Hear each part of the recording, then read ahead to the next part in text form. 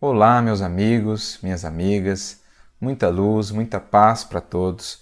É com grande alegria que estamos aqui de volta para dar seguimento aos nossos estudos da obra Depois da Morte, de Leon Denis. Adentrando hoje no capítulo 19 da obra, Testemunhos Científicos. Apenas para recordar, como já vínhamos conversando, nessa terceira parte da obra estamos mais voltados para os aspectos científicos e experimentais da doutrina espírita. No capítulo anterior, capítulo 18, por exemplo, nós tratávamos sobre os fenômenos espíritas, sobre a sua importância, especialmente ali para o início da doutrina espírita, a universalização dos fenômenos nesse período, e comentávamos inclusive sobre como o próprio Kardec se aproximou desses fenômenos, veio tomar conhecimento deles. Esse relato está lá no livro Obras Póstumas, na segunda parte, sob o título Minha Iniciação no Espiritismo, em que Kardec nos fala, portanto, como ele tomou conhecimento desses fenômenos a partir de alguns amigos e como ele passou gradualmente de uma postura de mais prevenção, de mais dúvida em relação aos fenômenos, para depois a observação dos fenômenos, o estudo metódico, culminando, por fim, com a primeira edição de O Livro dos Espíritos e, assim, com o nascimento, propriamente dito, da doutrina espírita. Então, seguindo nessa linha da análise, do estudo dos fenômenos, nesse capítulo, Leon Denis vai como que fazer um compilado dos estudos acerca desses fenômenos realizados em várias partes do mundo, por indivíduos e por grupos sérios, muitos deles indivíduos eminentes, reconhecidos em suas áreas, pesquisadores e tudo mais, que num primeiro momento, em sua maioria, buscaram esses fenômenos com o intuito, digamos assim, de desmerecê-los, de identificar ali a sua impossibilidade, a sua inexistência, algum processo de alucinação ou mesmo de charlatanismo, mas que muitos deles tiveram a paciência, a perseverança, o critério e mesmo a humildade de, prosseguindo nos estudos, acabarem se convencendo da realidade dos fenômenos e outros até mesmo da explicação espírita que a doutrina espírita trazia para esses fenômenos.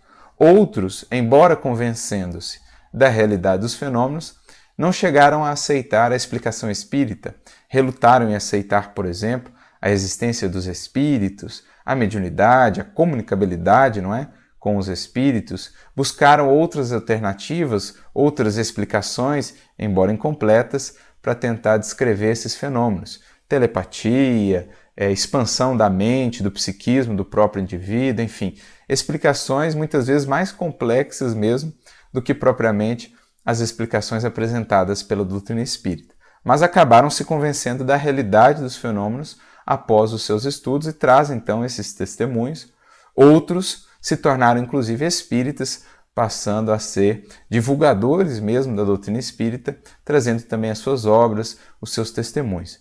Então, a nosso modo de ver, a finalidade de Leon Denis com esse capítulo é fazer essa compilação, mostrando como que pessoas e grupos sérios estavam se dedicando a esse tipo de estudos, justamente para estimular, para chamar também a atenção de outras pessoas que, guiadas por esse espírito mais lúcido, mais racional, mais científico, estavam ali ainda no limbo da dúvida, no limiar da convicção e que talvez a partir desses testemunhos de pessoas reconhecidas em suas áreas, cientistas, criteriosos, poderiam se sentir estimuladas a estudarem também esses fenômenos, a se aprofundarem no estudo da própria doutrina espírita a partir desses testemunhos.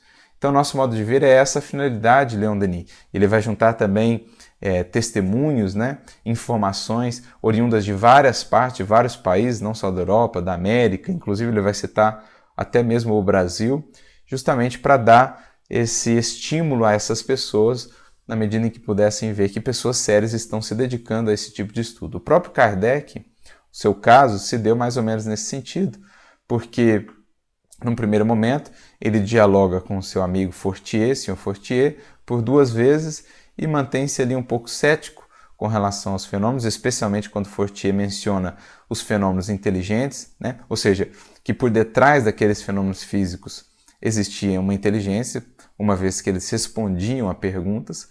Kardec mantém-se ali cético, relutante. Depois ele dialoga com o Sr. Carlotti, um amigo seu também, aliás, aqui vale um parêntese, No episódio passado nós falávamos sobre o Sr. Carlotti, mas pronunciamos o seu nome Carlotti. A pronúncia mais adequada é Carlotti. Ele que era um amigo de 25 anos de Kardec e que conversou com Kardec a respeito dos fenômenos, mas Kardec manteve-se ali com aquela prevenção, porque, diz Kardec, ele conhecia o seu amigo, ele era corso, de um temperamento muito ardoroso, de uma postura muito entusiástica.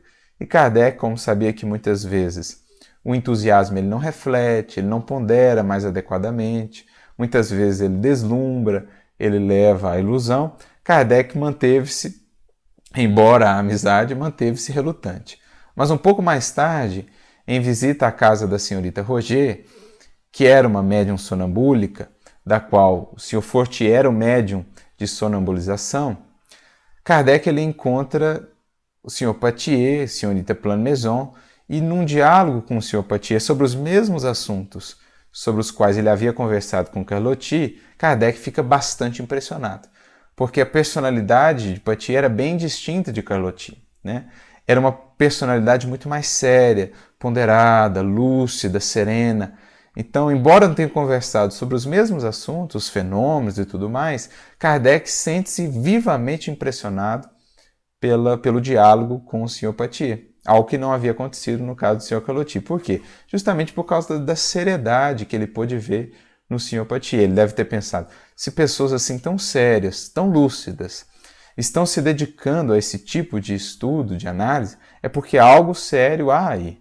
O próprio Kardec depois vai escrever, ao longo da codificação, em vários momentos, na introdução de O Livro dos Espíritos, por exemplo, sobre como isso deveria ser minimamente um atestado de credibilidade, né? Pelo menos um testemunho de credibilidade com relação aos fenômenos.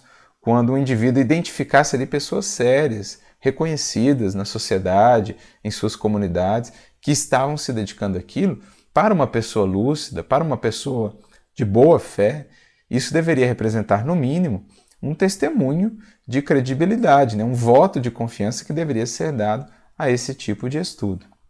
Então, a nosso modo de ver, é o que Leon Denis se propõe a fazer, juntando esses relatos, mostrando a universalidade desse tipo de estudos e como eles vinham sendo feitos por pessoas sérias. Muitas delas que começaram esses estudos buscando desacreditar os fenômenos, buscando explicá-los simplesmente pelas leis materiais, mas que acabaram se convencendo da realidade dos fatos e muitos deles se tornando inclusive espíritas porque compreenderam o que estava por trás dos fatos e entenderam a explicação espírita para o processo. Então é o que o Leon Denis vai fazer, e ele começa dizendo o seguinte: foi no seio da grande Confederação Americana, ou seja, dos Estados Unidos, em 1850, que pela primeira vez as manifestações espíritas atraíram a atenção pública. Mais propriamente, já em 1848, né, nós temos o famoso caso das irmãs Fox, que foi, digamos assim, um estopim para todo um processo de chamada de atenção, né, para esses fenômenos. Começou realmente a se espalhar notícias sobre esses fenômenos, começaram a surgir fenômenos em outros locais. É claro, mais uma vez lembrando disso, os fenômenos sempre existiram, mas não com esse caráter assim tão universal. Então, o grande estopim, né, considerado por muitos, esse start, esse início desse processo, foi lá com as irmãs Fox, em 1848, nos Estados Unidos, que chamou maiores atenções para esse tipo de fenômeno. Lembrando que o que ocorria ali era um fenômeno de tipologia, né? Por meio de pancadas se estabelecia uma comunicação com os espíritos. Kardec vai tratar, por exemplo, no Livro dos Médiuns, desses fenômenos ou desse tipo de comunicação que foi mais comum no início da doutrina espírita, a tipologia, que era a comunicação ali por pancadas, e a sematologia, por sinais. Então, são fenômenos que foram utilizados pelos espíritos ali no início, quando ainda se estava elaborando os processos mais profícuos, né, mais interessantes de comunicação, como, por exemplo, a escrita psicográfica. No início, eles faziam por meio da tipologia. Pancadas faziam-se ouvir em vários aposentos, móveis deslocavam-se sob a ação de uma força invisível, mesas agitavam-se e feriam ruidosamente o solo. tendo um dos espectadores tido a ideia de combinar as letras do alfabeto com o número de pancadas, estabeleceu-se uma espécie de telegrafia espiritual, que é aqui que Kardec denomina tipologia, não é? E a força oculta pôde conversar com os assistentes. Então, aquilo, por definição, por exemplo, chegavam a definir que uma pancada seria um sim, duas pancadas seriam não, ou o número de pancadas seria a letra do alfabeto, e por meio disso chegava-se então à comunicação. Mas já pode-se perceber por meio disso que era uma comunicação limitada, né? Você pensar uma comunicação trabalhada apenas em termos de resposta sim ou não, você fica necessariamente limitado. Ou, se pensarmos, por exemplo, na utilização do alfabeto, o número de pancadas, a letra do alfabeto, também é uma comunicação muito lenta, porque imaginemos, para obter parágrafos e mais parágrafos de uma comunicação, como no caso de uma escrita psicográfica, quanto tempo não se demoraria por meio da tipologia nesses moldes? Para escrever uma palavra, eu precisaria de um longo tempo, não é?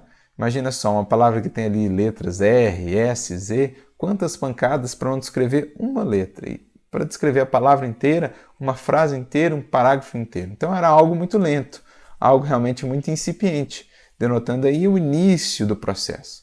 Com o passar dos anos, foi se aperfeiçoando esse meio de comunicação e aí chegou-se, né? A mediunidade sonambúlica, a psicofonia, a psicografia, meios muito mais propícios ao estabelecimento de comunicações. Mas enfim, assim se deu início. Chamou-se a atenção por meio desses fenômenos. Mais adiante, no próximo parágrafo, Leon Denis prossegue. Rapidamente multiplicaram-se as manifestações que, pouco a pouco, se foram estendendo por todos os estados da União. Então é aquele processo de universalização. Teve ali um estopim, mas logo esses fenômenos estavam ocorrendo em várias partes, chamando realmente a atenção.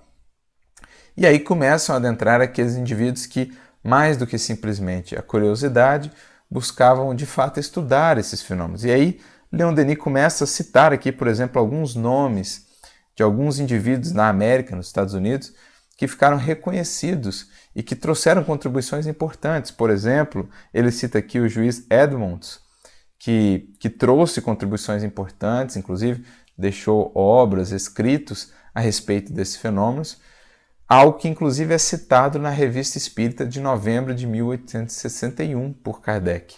Um trecho traduzido por uma leitora da Revista Espírita que é enviado a Kardec e que Kardec insere, então, na Revista Espírita, um trecho de Juiz Edmonds, que a gente já vai ler. Ele cita também o professor de Química Mapes, da Academia Nacional, enfim, indivíduos eminentes que começaram a se dedicar a esses estudos e que contribuíram, justamente por isso também, para a divulgação, na medida em que pessoas sérias, assim reconhecidas, passavam a se dedicar a esse tipo de estudos. O trecho de Edmonds, por exemplo, está lá na Revista Espírita, né, de novembro de 61, como nós comentávamos. O título do artigo é O Espiritismo na América. E Kardec põe um trechinho aqui que foi traduzido pela Clemence Guerrin, não sei se é essa a pronúncia correta, mas enfim.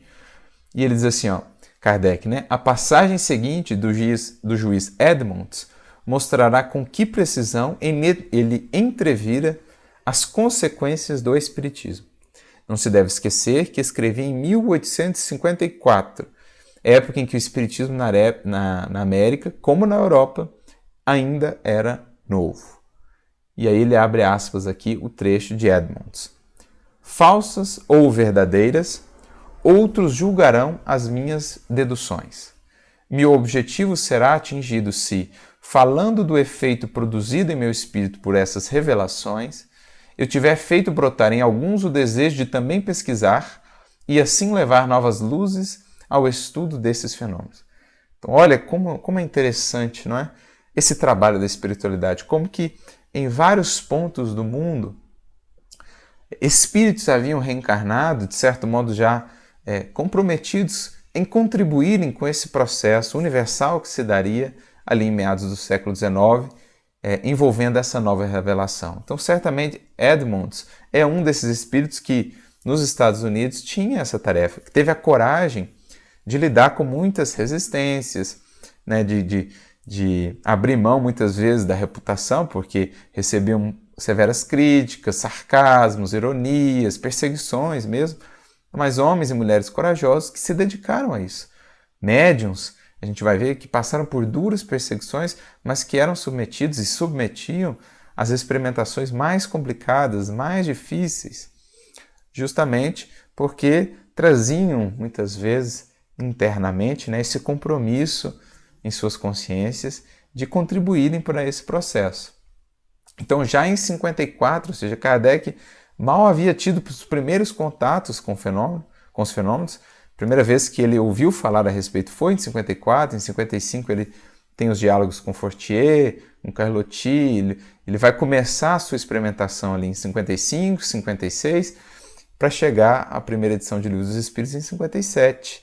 Mas já em 54, Edmunds traz essas suas reflexões, mostrando essa sua coragem. Olha, se eu conseguir levar algumas pessoas a analisar o que eu estou vendo aqui, o que eu estou percebendo, eu já me darei por satisfeito, não é? Até aqui, prossegue ele, os mais impetuosos adversários, os que na sua indignação gritam contra a impostura, são também os mais obstinados na sua recusa de nada ver ou ouvir sobre isto, os mais decididos a permanecer na completa ignorância da natureza dos fatos. Aquela relutância é a resistência interessada. Não eram indivíduos de boa fé que viam e aí deduziam conclusões, ainda que fosse da negação. Não, relutavam muitas vezes sem qualquer base, sem qualquer análise, porque tinham interesses por detrás, como falamos em alguns episódios anteriores. Então eram os que cultivavam a respeito dos fenômenos uma ignorância voluntária. E eram os adversários mais endurecidos em relação àqueles que se propunham a estudar esses fenômenos e a divulgá-los, não é? Homens com reputação de saber, se não de ciência, não temem comprometê-la, dando explicações que não satisfazem a ninguém, baseadas em observações superficiais, feitas com tal leviandade que faria corar um estudante. Isso aqui é muito interessante, porque depois Kardec vai tratar exatamente disso no Livro dos Espíritos. Na introdução do Livro dos Espíritos, lá no número 7 da introdução, Kardec vai tratar desses indivíduos de ciência, com reputação de eminência em suas áreas, mas que, com relação ao espiritismo, aos fenômenos espíritas, traziam opiniões tão superficiais, tão levianas, que, como diz aqui Edmund, seria de corar um estudante, mas que muitas vezes eram tomadas, digamos, como referenciais por outras pessoas que diziam que um dos maiores argumentos em oposição à realidade dos fenômenos e ao espiritismo era justamente a opinião dessas pessoas de ciência. Kardec vai desconstruir isso, mostrando que não necessariamente o fato de serem indivíduos de renome numa área faz com que sejam também indivíduos de renome em outra área, no que diz respeito, por exemplo, ao estudo da ciência espírita. O fato de serem grandes cientistas no âmbito da ciência material não quer dizer que são indivíduos cujas opiniões devam ser mais levadas em conta do que um leigo, por exemplo, no que diz respeito à ciência espírita, porque podem não ter estudado nada a respeito dessa ciência. Então, o que Kardec tenta demonstrar também um pouco nesse número 7 da introdução, como que não é só a opinião deles que vale também. Além das cátedras, além das academias, vários indivíduos respeitáveis estavam se dedicando a esse estudo. Isso também deveria ser levado em conta. E a opinião contrária de muitos indivíduos da ciência não necessariamente tinha o peso que se atribuía a essa opinião, porque muitas vezes emitida com leviandade, né, comprometendo a sua própria reputação. Afinal de contas, eram indivíduos dedicados à ciência, ao método, ao critério, mas na hora de emitir uma opinião sobre a ciência espírita, por exemplo, emitiam opiniões superficiais, pautadas em observações bem imperfeitas, bem superficiais, muitas vezes levianas, sem nunca terem se dado ao trabalho de estudar um pouco sobre o assunto. Por isso Kardec, nesse item 7, não é? Número 7 da introdução do Livro dos Espíritos, ele diz assim: as ciências ordinárias assentam nas propriedades da matéria, que se pode experimentar e manipular livremente. Os fenômenos espíritas repousam na ação de inteligências dotadas de vontade própria e que nos provam a cada instante não se acharem subordinadas aos nossos caprichos. As observações não podem, portanto, ser feitas da mesma forma, requerem condições especiais e outro ponto de partida. Querer submetê-las aos processos comuns de investigação é estabelecer analogias que não existem. Então, é o que muitas vezes os cientistas não se dignavam a entender, que era preciso outro meio de observação, de análise, de investigação, diferente daquele com os quais estavam acostumados. Por quê? Eles analisavam a matéria, leis cegas. No caso dos fenômenos espíritos, nós estamos falando de seres inteligentes, com emoção, com livre-arbítrio. A ciência propriamente dita é, pois, como ciência, incompetente para se pronunciar na questão do espiritismo. A ciência material, a opinião dela em relação ao espiritismo, é uma opinião como outra qualquer, né? A não ser que ela demonstre, o indivíduo, o cientista material que fala sobre o espiritismo, que ele demonstre pelos argumentos, pela profundidade da análise, que ele demonstre ter estudado a ciência espírita. Senão, é como um indivíduo que é um doutor em matemática falar sobre psicologia, sem nunca ter estudado sobre psicologia, achar que ele é um doutor também em psicologia porque é doutor em matemática. Ou um astrofísico falar sobre, fisiologia do corpo humano, simplesmente porque é um doutor em astrofísica, achar que ele tem toda a sabedoria sobre fisiologia do corpo humano. Não necessariamente, são linhas, são campos diferentes do saber. Então, é nesse sentido, essa frase de Kardec, às vezes ela é incompreendida, mas é nesse sentido que Kardec quer dizer, a ciência propriamente dita, porque estuda as coisas da matéria, ela é incompetente para se pronunciar com relação ao espiritismo. Não quer dizer que o cientista, em estudando o espiritismo, não possa se pronunciar sobre ele, mas desde que o faça com critério, com aprofundamento, com seriedade, não é? Não tem que se ocupar com isso, e qualquer que seja o seu julgamento, favorável ou não, nenhum peso poderá ter. Basta a gente lembrar, por exemplo, que para a ciência, como ainda está configurada na Terra, a ciência material, a alma ainda não existe, né? E, no entanto, para nós espíritas, estudando a ciência espírita, isso está claro, evidente para nós já, né, que a alma existe, que a continuidade da vida é uma realidade, é um fato. Mas a ciência material ainda não considera isso. Então a gente precisa tomar cuidado, porque às vezes a gente ouve aquela frase assim, não, o espiritismo irá caminhar com a ciência.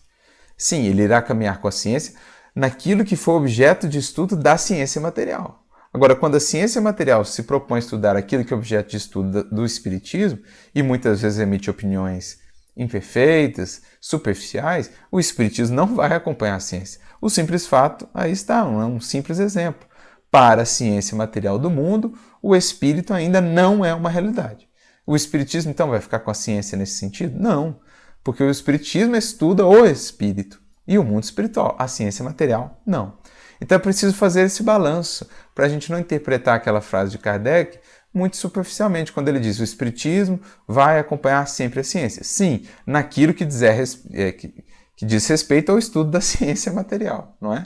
No que diz respeito ao estudo da ciência espiritual, o espiritismo, ele próprio é quem vai trazendo os elementos novos, é ele próprio que vai caminhando, né? E é a ciência material mais tarde que vai alcançá-lo, que vai encontrá-lo.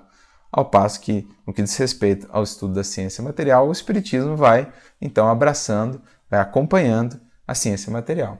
Então, só mais uma vez para fixar essa frase de Kardec, a ciência, e aqui valeria acrescentar material, né, da matéria, propriamente dita, é, pois, como ciência incompetente para se pronunciar na questão do espiritismo. Não tem que se ocupar com isso, qualquer que seja o seu julgamento, favorável ou não, nenhum peso poderá ter.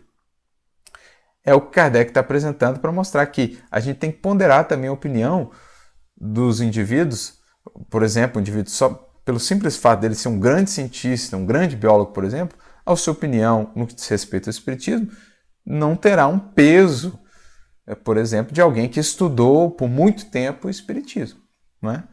Uma coisa não leva necessariamente a outra. É isso que Kardec está ponderando. O espiritismo, prossegue ele, É o resultado de uma convicção pessoal que os sábios, como os indivíduos, podem adquirir, abstração feita da qualidade de sábios. Pretender deferir a questão à ciência equivaleria a querer que a existência ou não da alma fosse decidida por uma assembleia de físicos ou de astrônomos. Com efeito, o Espiritismo está todo na existência da alma e no seu estado depois da morte. Ora, é soberanamente ilógico imaginar-se que um homem deva ser grande psicólogo porque é eminente matemático ou notável anatomista. Dissecando o corpo humano, o anatomista procura a alma, e porque não a encontra, debaixo do seu escalpelo, como encontra um nevo ou porque não a vê evolar-se como um gás, conclui que ela não existe, colocado num ponto de vista exclusivamente material. Segue-se que tenha razão contra a opinião universal? Não. Vedes, portanto, que o Espiritismo não é da alçada da ciência. Frase forte, mais uma vez, de Kardec. Mas é preciso que se entenda esses domínios de estudo. Né? Qualquer opinião que alguém da ciência material emita sobre o Espiritismo sem aprofundamento é uma opinião superficial, sem peso algum, sem valor algum. Não é simplesmente por ele ter grandes títulos que isso dá à sua opinião valor. O que dá valor à sua opinião é o estudo, o critério, o argumento, a profundidade, etc. É da mesma maneira que um espírita não vai se julgar plenamente conhecedor da medicina, por exemplo, simplesmente porque estudou o espiritismo, não é? Ele tem que estudar também a ciência material, acolher tudo que foi conquista, tudo que foi trabalho da ciência material e dos cientistas ao longo de séculos de esforços. Então são domínios diferentes. E na hora de analisar as opiniões é preciso analisar esses domínios.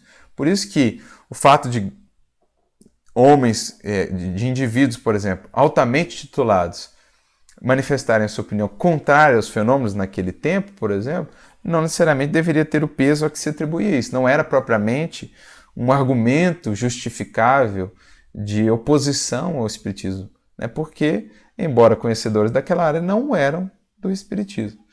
E mais adiante, Kardec prossegue nessa reflexão, dizendo assim: esses erros de alguns homens eminentes, quais erros? O de manifestarem opiniões superficiais e levianas sobre os fenômenos, se bem que deploráveis, atenta à memória deles. De nenhum modo poderiam privá-los dos títulos que a outros respeitos conquistaram a nossa estima. Então, o respeito pelos títulos que conquistaram em suas áreas de estudo se mantém naturalmente. Mas será precisa a posse de um diploma oficial para se ter bom senso? Dar-se-á que fora das cátedras acadêmicas só se encontrem tolos imbecis? Ou seja, as únicas opiniões de valor, então, seriam as dos acadêmicos? Não existem inúmeras personalidades de valor, de respeito, marcadas pela seriedade, pelo comprometimento, pelo espírito criterioso e tudo mais, cujas opiniões também não deveriam ser ouvidas nesse sentido? E é o que Kardec diz: dignem-se de lançar os olhos para os adeptos da doutrina espírita e digam se só com ignorantes se deparam e se a imensa legião dos homens de mérito que a têm abraçado autoriza seja ela tirada ao rol das crendices de simplórios. Então, embora existissem aqueles homens eminentes em suas áreas que atestavam contra o espiritismo, Kardec faz um apelo: olhemos para os espíritas de um modo geral. Nós só vemos o quê? Ignorantes? Pessoas iludidas? Ou não vemos também pessoas do mais alto valor, pelo seu espírito de seriedade, de critério, de lucidez, de bom senso? Por acaso o bom senso só está em quem tem títulos? Né? Então, ao olhar para as pessoas sérias se dedicando a esse estudo, espera-se ter aí o mínimo voto de confiança, né? O mínimo crédito a esses estudos, porque não se trata de uma fascinação, de uma loucura coletiva. Estão ali pessoas sérias, né? Pessoas respeitáveis. O caráter e o saber desses homens dão peso a esta proposição, pois que eles afirmam, forçoso é reconhecer que alguma coisa há. Foi o que aconteceu com Kardec. Na hora que ele conversou com o Sr. Poitier e percebeu a seriedade, ele falou: alguma coisa há para envolver um homem assim tão sério nesse tipo de estudo, não é? Então é importante essa ponderação que Kardec faz aqui, que Juiz Edmonds fez lá no seu texto, né? Quando ele comenta: olha, homens de reputação muitas vezes colocam a sua reputação em jogo porque emitem opiniões levianas. Mas quanto outros que talvez não tenham títulos, não sejam cientistas propriamente, mas são pessoas sérias, não estão a estudar. Deve chamar a atenção de todo indivíduo sério, de todo indivíduo de boa fé, né, que não está marcada aí pelo interesse e já por uma prevenção marcada já por má fé, não é? Por isso, voltando lá ao texto de Edmonds, ele diz assim: entretanto, não é uma coisa indiferente esse novo poder inerente ao homem, e que, sem a menor dúvida, terá sobre o seu destino uma influência considerável, para o bem ou para o mal. Então, já vislumbrando Edmonds as consequências morais, não é? Do que ele entrevia naqueles fenômenos, as consequências morais. E já podemos ver que, desde a origem, apenas há 5 anos, a ideia espiritualista se propagou como uma rapidez que a igreja cristã não havia igualado em 100 anos. Ele não procura os lugares isolados, não se envolve em mistérios, mas vem abertamente aos homens, provocando minucioso exame de sua parte, não exigindo uma fé cega, mas recomendando em todas as circunstâncias o exercício da razão e da livre apreciação. Olha aqui, já a fé raciocinada aqui, evidenciada em 1854 nos textos de Edmonds. Vimos que as zombarias dos filósofos não conseguiram desviar um só crente, que os sarcasmos da imprensa, os anátemas do púlpito, são igualmente impotentes para deter o progresso e, sobretudo, já podemos constatar a sua influência moralizadora. Então, quanto mais se atacava, mais aquilo se difundia e mais se percebia também o efeito benéfico, moralizador, daquela interação, das informações que chegavam, né, convidando o indivíduo à edificação de si mesmo, à sabedoria, à análise, ao raciocínio. O verdadeiro crente torna-se sempre mais prudente e melhor, porque lhe foi demonstrado que a sobrevivência do homem após a morte do corpo está positivamente provada. Todos quantos, seriamente e com sinceridade, conduziram suas investigações sobre o assunto, tiveram as suas provas irrefutáveis. Que é o que Denis vai apresentar ao longo de todo esse capítulo. Quão grande é o número daqueles que, estudando com seriedade, com sinceridade, apesar mesmo de resistências iniciais, acabaram encontrando provas irrefutáveis. Como poderia ser de outro modo? Eis uma inteligência que nos fala todos os dias. É um amigo, e ele prova a sua identidade por 1000 circunstâncias que não podem deixar a menor dúvida, pelas numerosas recordações que só ele pode conhecer. Fala-nos das consequências da vida terrena e nos pinta a vida futura em cores tão racionais que nós sentimos que diz a verdade. Tanto se conforma com a ideia íntima que fazíamos da divindade e dos deveres que ela nos impõe. E aí ele prossegue falando, né, desse processo todo, das revelações, enfim. Mas para a gente ver um testemunho muito interessante de 1854, já nos Estados Unidos, de estudos sérios, racionais, metódicos sobre essas comunicações e sobre esses fenômenos. Então ele cita aqui Leon Denis, Juiz Edmonds, o Mapes da Academia Nacional, os estudos que eles fizeram e tudo mais. E aí ele prossegue mais adiante, no próximo parágrafo, dizendo: propagou-se o movimento a tal ponto que, em 1852, foi dirigida ao Congresso, em Washington, uma petição assinada por 15.000 pessoas a fim de se obter proclamação oficial da realidade dos fenômenos. Então, de fato, na verdade, mais propriamente, essa petição se deu em 1854 e na internet, inclusive, se pode encontrar essa petição, bem como aqueles que assinaram a petição. Não chegou a ser 15.000, foi algo em torno de 12, 13 mil indivíduos, mas ficou conhecida como Spiritualist Memorial to the Congress, o memorial dos espiritualistas ou espiritualista ao Congresso. Foi apresentado buscando se estabelecesse, digamos assim, uma comissão destinada a estudar esses fenômenos. Olha que interessante isso, não é? Em 1854, nos Estados Unidos, 13 mil indivíduos, né, mais de 13 mil indivíduos, se reúnem, assinam, fazem uma petição, mandam ao Congresso em Washington para que se estabelecesse uma comissão para estudar esses fenômenos.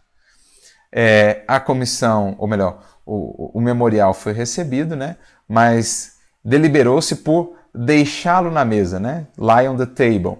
E, inclusive, o primeiro signatário, que era um senador à época, ele recorre, digamos assim, dessa decisão. E é até interessante porque disse, né, olha, que que se saiba pelo menos que houve um tempo em que mais de 13 mil indivíduos nos Estados Unidos estiveram interessados nesse tipo de fenômeno, mais interessados até mesmo do que aqueles que foram eleitos para serem os seus representantes. Então, esse memorial, essas assinaturas, ficará aí para a posteridade como essa prova de que houve um momento na história em que 13 mil americanos estiveram mais interessados no conhecimento desses fenômenos do que propriamente aqueles que foram eleitos para representá-los, né? Deixa eu até ver se eu acho esse trecho aqui. É interessante que ele diz assim, ó: The memorial was as ordered laid upon the table, ou seja, o memorial foi deixado em cima da mesa, foi recusado, né, o pedido para a formação da comissão. But according to the law in such cases provided, it is still preserved in the National Archives, ou seja, ele ainda está preservado nos arquivos nacionais, where it remains as an evidence that in those days there were at least 15,000 persons in the land who were better informed on the philosophy of mental science and the high interest of immortality than their elected representatives. Ou seja, ele permanece como uma evidência, como uma prova de que naqueles dias existiam nos Estados Unidos pelo menos 15 mil pessoas mais informadas sobre a filosofia da ciência psíquica ou das ciências mentais e dos interesses, dos altos interesses da imortalidade do que os seus representantes eleitos. Então existiam muito mais indivíduos interessados. Mas, enfim, é interessante ver o alcance que isso tomou na época, não é? Mas seguindo aqui, Leon Denis prossegue citando personalidades reconhecidas que deixaram suas obras acerca desses estudos. Robert Hare, da Universidade de Pensilvânia, que deixou a obra Experimental Investigations of the Spiritual Manifestations, ou seja, investigações experimentais das manifestações espirituais. Robert Dale Owen, sábio, escritor notável, que também deixou uma obra. Footfalls on the Boundary of Another World, ou seja, investidas, a tradução que ele coloca aqui, investidas as fronteiras de um outro mundo, né? Depois ele cita Russell Wallace, que foi um grande cientista, né, do país de Gales, contemporâneo de Kardec, contemporâneo de Darwin, inclusive foi um dos que pareou ali com Darwin na proposição, né, do evolucionismo. E segundo Russell Wallace, o moderno spiritualismo, como era chamado à época, né, espiritualismo moderno, conta hoje nos Estados Unidos 11 milhões de adeptos, representados por uma imprensa numerosa, 22 jornais ou revistas, ou seja, 11 milhões de adeptos naquela época. Alguns estudiosos, algumas referências vão ser um pouco mais comedidas nesses números, não é? Dizendo que era, na verdade, algo em torno de 1 a 2 milhões de adeptos, o que não deixa de ser um grande número, né? Para tão pouco tempo, ter chegado a esse número de adeptos, de pessoas interessadas a esse tipo de estudo, 1 a 2 milhões, Russell Wallace aqui vai mencionar 11 milhões, mas algumas referências vão ser um pouco mais comedidas em relação a esse número. Mas aí ele prossegue, agora passando para a Inglaterra, ele diz: na Inglaterra, porém, é que as manifestações espíritas foram submetidas à análise mais metódica, ou seja, esse espírito mais criterioso, né, em inglês, submeteu, portanto, a esses fenômenos a estudos, foram criadas sociedades de estudo nesse sentido. Numerosos sábios ingleses têm estudado os fenômenos da mesa com uma atenção perseverante e minuciosa, e é deles que nos vêm os mais formais testemunhos. E ele começa citando uma primeira sociedade criada em 69, Sociedade Dialética de Londres, que em janeiro de 69 foi estabelecida ali com uma comissão de 33 indivíduos.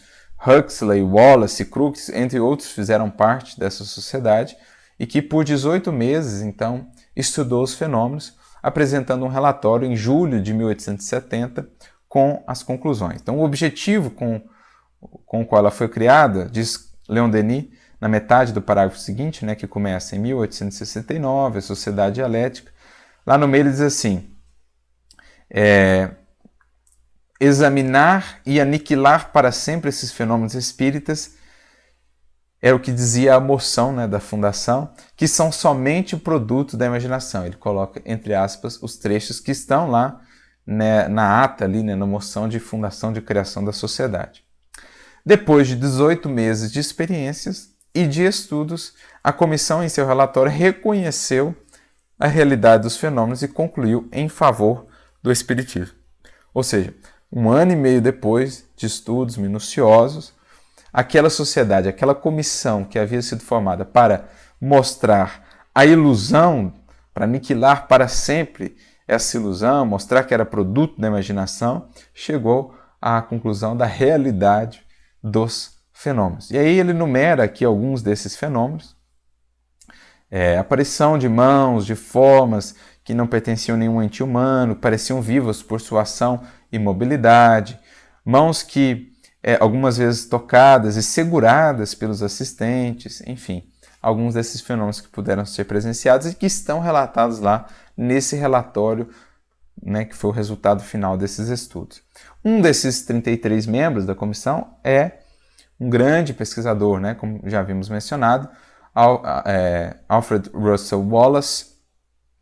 Tem até um livro dele traduzido para o português, O Aspecto Científico do Sobrenatural, se não me engano, acho que é esse o título. Mas enfim, foi um grande pesquisador, como falávamos, foi ali um pesquisador que pareou com Darwin nas proposições da teoria da evolução. Inclusive, ele envia os seus escritos a Darwin. Darwin se impressiona com os escritos e fala, mas meu Deus, toda a minha originalidade aqui vai por terra, não é? Inclusive, Darwin se apressa então a apresentar o seu livro Origem das Espécies depois de ter visto os escritos de Russel Wallace que iam muito no sentido daquilo que ele vinha concebendo, daquilo que ele vinha estudando. Então, um grande, grande cientista mesmo, que acabou se tornando espírita depois dos seus estudos e um divulgador do espiritismo, escreveu livros a esse respeito. Leon Denis cita aqui uma outra obra, né? Miracles and Modern Spiritualism, foi uma obra que ele também escreveu, Milagres e Espiritualismo Moderno. Não sei se essa obra tem em português, mas enfim, um grande cientista, reconhecido na área da biologia, não tanto quanto Darwin, não se sabe muito bem o porquê, mas em termos de contribuição, uma contribuição preciosa, e ele inclusive foi mais além, a partir daquilo que pôde ir percebendo na doutrina espírita, apresentou certos avanços, digamos assim, buscando preencher certas lacunas do evolucionismo, lacunas que ele identificava, por exemplo, em 3 momentos principais, não é?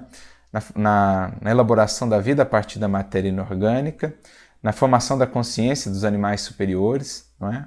E nas habilidades do gênio, por exemplo, gênio musical, gênio poético, gênio literário, enfim.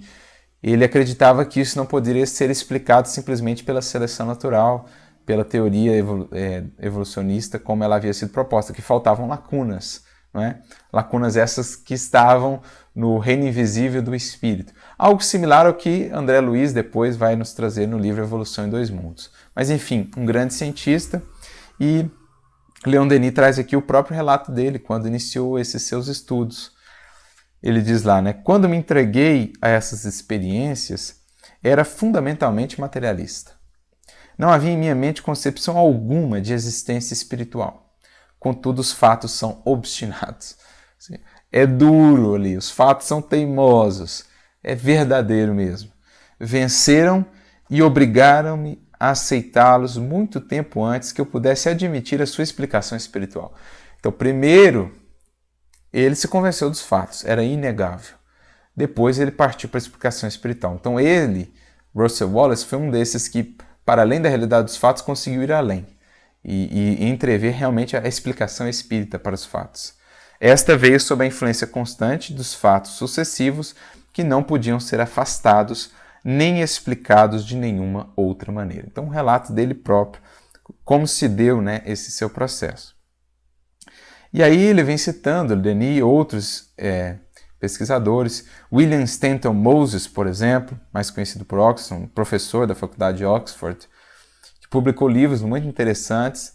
Ele tem um livro Identidade Espírita, ele tem um outro livro, Ensinamentos Espiritualistas, que é um livro muito interessante, que tem traduzido, né, para o português. Inclusive a FEB tem uma tradução desse livro, Ensinos Espiritualistas, um livro muito interessante, muito rico mesmo, o teor das mensagens que estão ali. Ele tem esse outro livro, né, Identificação dos Espíritos, aqui ele pôs Spirit Identity, e outra obra denominada Psychography, Psicografia. Então são alguns dos livros produzidos por Stanton Moses, Worley, que ele cita aqui, engenheiro-chefe dos telégrafos, Sergeant Cox, Morgan, enfim, ele vai citando nomes de personalidades realmente de referência, que se dedicaram a esse tipo de estudos e às obras, os testemunhos que deixaram.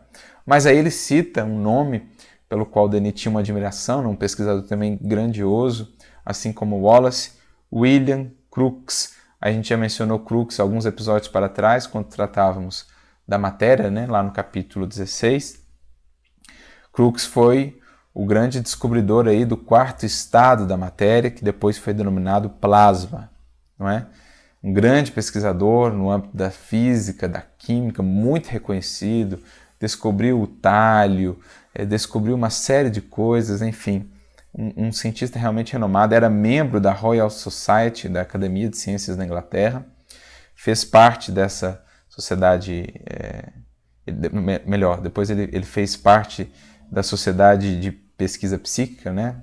Society for Psychical Research, ele fez parte, foi presidente por um tempo, mas enfim, uma personalidade muito reconhecida. Leon Denis mesmo vai dizer que não há ciência que não deva uma descoberta ou um progresso a esse espírito sagaz. E ele fala dos trabalhos de Crookes com relação à mediunidade, né? Entregou-se durante 10 anos ao estudo das manifestações espíritas e para verificá-las cientificamente construiu instrumentos de precisão e delicadeza inauditas. Então, os famosos experimentos que ele teve, por exemplo, com a médium Florence Cook e as materializações do espírito Kate King, os estudos que ele teve também com Daniel Douglas Home, né, o médium conhecido da época, enfim, mais uma personalidade de referência que se dedicou a esses estudos e que se convenceu não só da realidade dos fenômenos, como da existência dos espíritos propriamente, e que foi perseguido por isso, colocou a sua reputação em risco, mas teve essa coragem, foi perseguido, foi criticado pelas suas conclusões, mas manteve-se firme nesse sentido.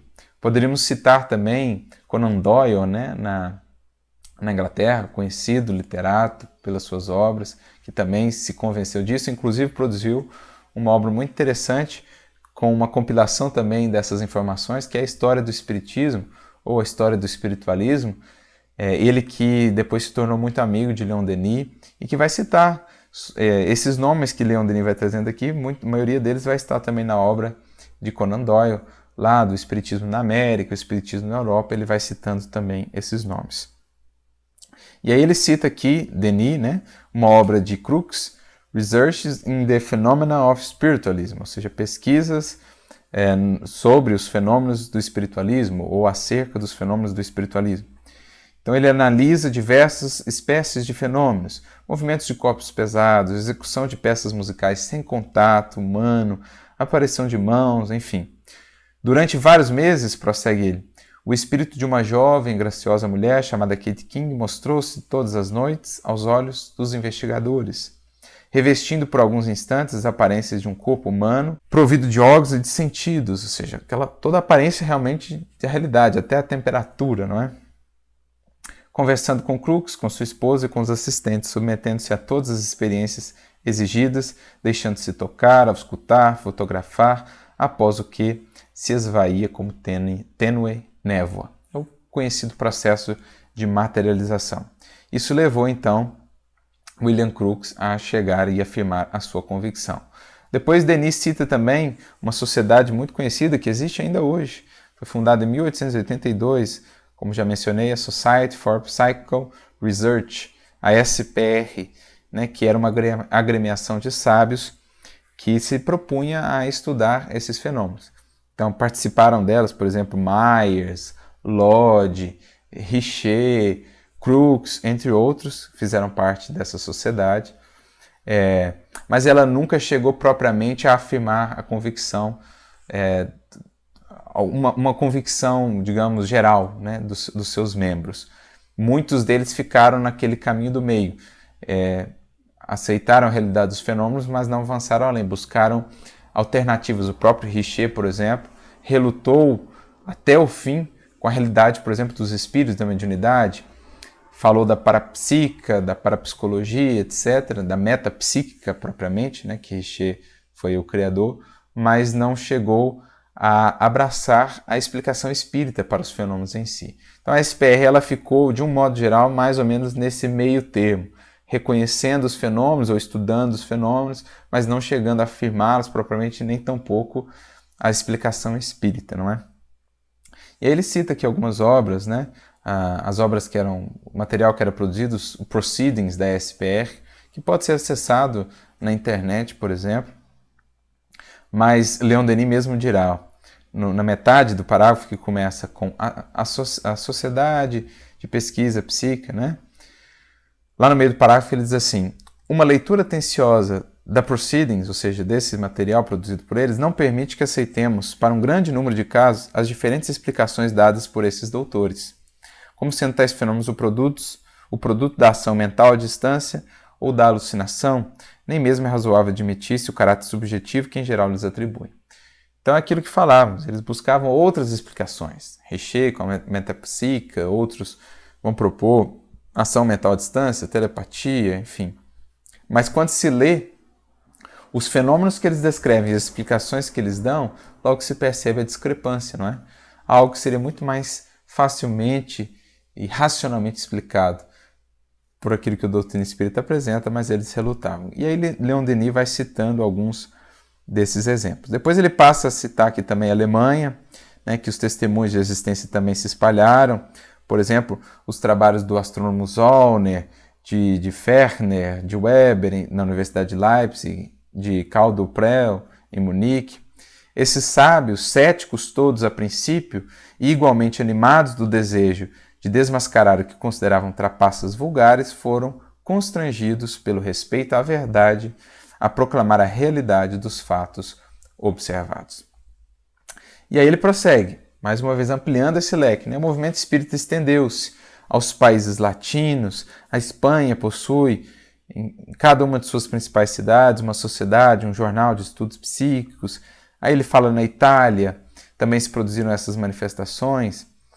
Professor Ercole Chiaia, de Nápoles, né, realizadas com a médium Eusápia Paladino, médium muito famosa à época pelos fenômenos. Ela foi uma médium que, por meio dela, muitos estudiosos puderam fazer esse estudo, Aksakov, o próprio Chiaia, aqui depois Lombroso, os próprios grandes cientistas, né, Pierre e Marie Curie, também fizeram estudos sobre os fenômenos com a médium Eusápia Paladino.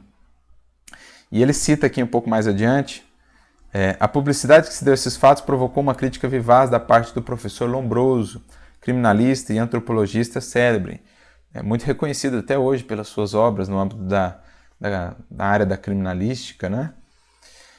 Então, no primeiro momento, ele criticou duramente esses fenômenos, mas depois, na medida em que ele foi interagindo com esses fenômenos, foi passando por eles, né, os fenômenos lá em Nápoles, com Eusápio Paladino, e num fenômeno, inclusive, que ele pôde rever a sua mãe materializada, ele se torna, de fato, espírita e um dos maiores defensores do espiritismo, escreve obras a respeito, embora muito duramente criticado por amigos que falaram, não faça isso, não coloque a sua reputação em jogo. Ele ainda assim o fez, verificou não só a realidade dos fatos, mas se tornou pública a sua convicção desses fatos e também do próprio espiritismo. Como mais adiante, né, Kardec vai dizer, o professor Lombroso tentou explicar todos os fenômenos espíritas pela exteriorização da força psíquica do médium, porém não demonstrou como essa teoria poderia a eles adaptar-se. Com o tempo, naturalmente, ele foi aprofundando, né, os seus estudos sobre esse assunto. Avançando aqui, ele segue falando, ele chega a citar aqui Alexander Aksakov, conselheiro do Estado da Rússia, né, diretor da revista, está aqui em alemão, Physische Studien de Leipzig, e indivíduos que participaram aqui de estudos, né, e que se convenceram. Ó, Lombroso, professor da Faculdade de Medicina de Turim, Caldo Prel de Munique, Ângelo Brofiero, professor de filosofia e tal e tal. Aí as atas de estudos, de sessões que foram efetuadas em casa do Sr. Finzi, com a médium Eusápia Paladino, do qual participou também Lombroso, né? Olha, movimentos mecânicos que não podem ser explicados pelo contato das mãos. Levantamento completo da mesa. Movimentos mecânicos com contato indireto das mãos da médium. Exercido de forma a tornar impossível qualquer ação desta. E assim ele segue com esse tipo de relatos de fenômenos físicos, obtidos esses fenômenos observados em plena luz e outros fenômenos obtidos na obscuridade, estando os pés e as mãos da médium constantemente seguros por duas pessoas presentes. Quais fenômenos? Transporte de objetos, de diversos objetos, sem contato, tais como cadeiras, instrumentos de música, impressão de dedos sobre papel enegrecido por carvão, modelamento de dedos na argila, enfim. E ainda fenômenos à meia luz, aparição de mãos humanas e vivas sobre a cabeça da médium, contato de uma figura humana barbuda. Então eles faziam fenômenos com toda a luz, com plena luz, na obscuridade, com a médium amarrada, né, com as suas mãos e pés restringidos, e a meia luz. E em todas essas circunstâncias os fenômenos ou fenômenos similares se davam. Nas suas conclusões, os referidos experimentadores estabelecem que, devido às precauções tomadas, não era possível nenhuma fraude. Do conjunto dos fenômenos observados, dizem eles, depreende-se a vitória de uma verdade que injustamente muitos têm querido tornar impopular. Então, a vitória de uma verdade que muitos queriam tornar impopular. Como foi ao longo dos séculos, ainda hoje, quando se fala da realidade desses fenômenos, muitos, apoiando-se na sua condição, né, de eminência e tudo mais, vão tentar diminuí-los sem um estudo mais aprofundado, tornar essas verdades claras, evidentes, impopulares. Mas nós já tivemos, como aqui está mostrado por Denis, indivíduos de prestígio que se dedicaram a estudos sérios, inicialmente voltados para desmentir tudo isso, mas que acabaram se convencendo. E por fim, Leon Denis diz, né, no Brasil, em Portugal, nos Açores, na Austrália, nas repúblicas do Rio da Prata e do Pacífico, no México, em Porto Rico, em Cuba, o espiritismo também tem se desenvolvido extraordinariamente, devido isso em grande parte à boa aceitação que ele encontra na consciência dos povos e aos fatos que se produzem. E ele chega a citar aqui no último parágrafo já, né, como periódicos muito antigos da doutrina, jornais espíritas, ele chega a citar aqui, por exemplo, Reformador, órgão da Federação Espírita Brasileira, com sede em Rio de Janeiro, Revista Espírita de La Habana, órgão da Sociedade La Reencarnación, em Havana, né, Cuba, e a Revista Constância, órgão da Sociedade Espírita Constância de Buenos Aires. Então, a Reformador, desde aquela época, já é sempre nativa, trazendo informações espíritas. Então, como nós havíamos comentado no início, nesse capítulo, Leon Denis basicamente quer mostrar, não é? Fazer um compilado, deixar aqui um referencial para aqueles interessados, para que possam buscar essas obras, conhecer esses indivíduos, essas vidas que se dedicaram a esses estudos, pessoas reconhecidas em suas áreas e que atestaram não só a realidade dos fenômenos, mas muitas delas mesmo se tornaram espíritas pelas explicações que o espiritismo trazia para os fenômenos. Ele quer, com isso, naturalmente, estimular, mostrar como que isso se universalizou e como que alcançou também pessoas sérias, comprometidas, estimulando assim indivíduos que possam também avançar nesses seus estudos dos fenômenos. No próximo episódio, nós damos prosseguimento, então, a esses estudos, agora com o Espiritismo na França, é o capítulo 20, em que Leon Denis vai mostrar como se deu esse desenvolvimento do Espiritismo na França, não é? Os estudos, os pesquisadores e etc. Então, nos vemos lá. Um grande abraço a todos e até o próximo episódio. Muita paz!